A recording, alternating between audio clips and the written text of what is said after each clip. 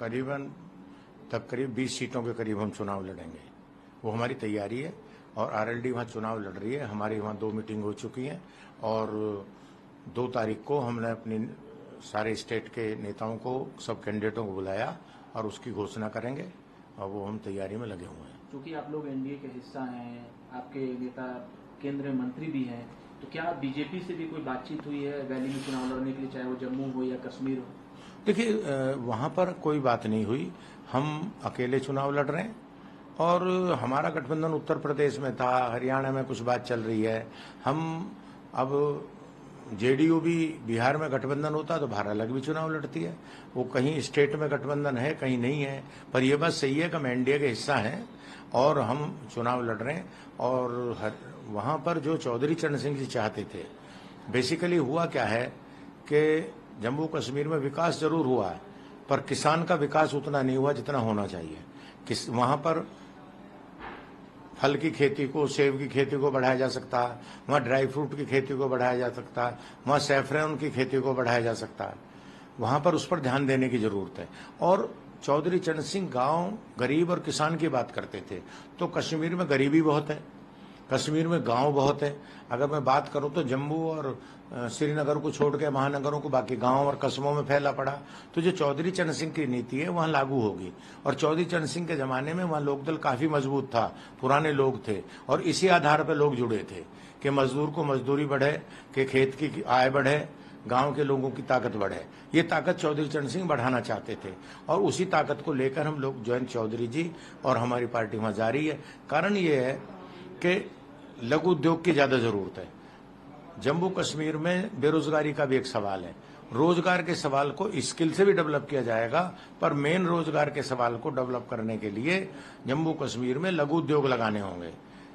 ये पहाड़ी क्षेत्र है, मैदानी क्षेत्र भी है, तो इसमें जितने स्मॉल स्केल इंडस्ट्री लगेगी।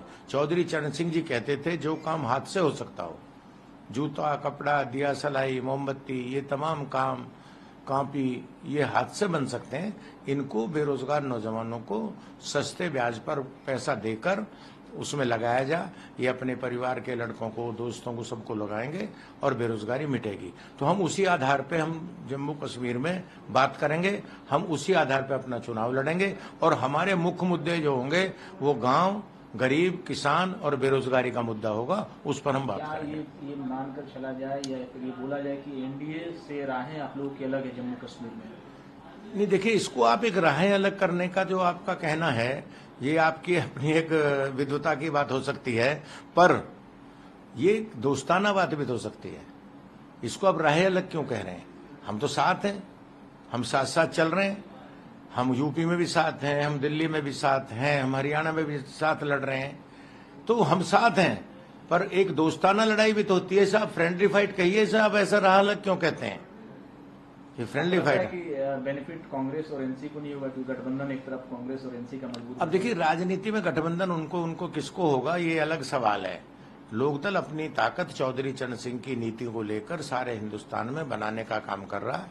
हम सब जगह अपनी ताकत बढ़ा रहे हैं और उस ताकत के आधार पर हम आगे चलने का काम कर रहे हैं। और भारतीय जनता पार्टी के साथ स्वाभाविक हमारी मित्रता है मुद्दों में, पर हमारे लोकदल के अपने मुद्दे हैं। लोकदल हरियाणा में चुनाव लड़ेगा, लोकदल उत्तर प्रदेश में चुनाव लड़ेगा, तो पहला मुद्दा किसानी, गन्ना, धान, बिजली के दाम, गन्ने का पेमेंट, ये मुद्दे तो हमारे रहेंगे ना। अब आप कहेंगे यार एनडीए में हो तो ये बात क्यों उठा रहे हो? पहले हम सड़कों पे उठाते थे, अब हम सरकार में उठाएंगे।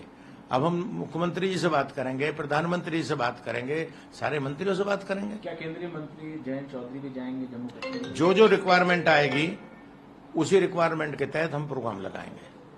जयंत चौधरी जी की अगर वहां से डिमांड आएगी और नेताओं की आएगी, हमारे एमपी हैं, एक्स एमपी हैं, हमारे नेता हैं, हमारे सबको प्रोग्राम लगाया जाएगा हम जम्मू कश्मीर में और बहुत कायदे से। और मैंने फिर कहा कि जैसा चौधरी चरण सिंह चाहते थे हम ऐसा जम्मू कश्मीर बनाना चाहते हैं, ये हमारा उद्देश्य है। 370 एक बड़ा मसला है क्योंकि उसके बाद विधानसभा चुनाव हो रहा है। बीजेपी लगातार कांग्रेस और एनसी पर सवाल उठा रही है, पूछ भी रही है कि आप अपना स्टैंड क्लियर करें। तो आरएलडी का क्या स्टैंड है? देखिए, ऐसा 370 के जो सवाल उठा रहे हैं वो और सवालों को गौण करना चाहते हैं। मेन तो राज्य के दर्जे का सवाल है। राज्य का दर्जा प्रधानमंत्री जी कह चुके हैं कि हम देंगे, तो मैं भी यही कह रहा हूं यही मेरी मांग है कि राज्य का दर्जा मिलना चाहिए। अब 370, 372 इसी पे हम लोग घूमते रहेंगे। हाँ, जम्मू कश्मीर एक राज्य है, प्रधानमंत्री जी ने वादा किया और मैं उनकी बात का स्वागत करता हूं कि प्रधानमंत्री जी ने कहा कि हम राज्य का दर्जा देंगे, और ये मैं भी कहता हूं कि राज्य का दर्जा मिलना चाहिए। हरियाणा में ये विधानसभा चुनाव होना है, कितनी सीटों पर आप लोग लड़ेंगे, क्या कोई बातचीत हुई है? देखिए, वो भारतीय जनता पार्टी को तय करना है। हम लोगों का हरियाणा में जो चुनाव होगा वो भारतीय जनता पार्टी के साथ मिलकर लड़ने का मन है। वो तय हो जाएगा, जब तय हो जाएगा वो जयंत चौधरी जी की इनकी बात चल रही होगी। जैसी ये अभी एक तय, चूंकि अभी हरियाणा की डेट भी नहीं आई है, तो जब हरियाणा की बात होगी तो बात कर लेंगे। उसमें हम लोगों का एक दृष्टिकोण है। वहां हरियाणा की सरकार ऑलरेडी अभी भारतीय जनता पार्टी की है, जम्मू कश्मीर में भी कोई सरकार नहीं है, तो हम उस सरकार को डिस्टर्ब नहीं करना चाहते। वहां पर चुनाव होगा तो बैठ के बात करेंगे, वो बात होगी।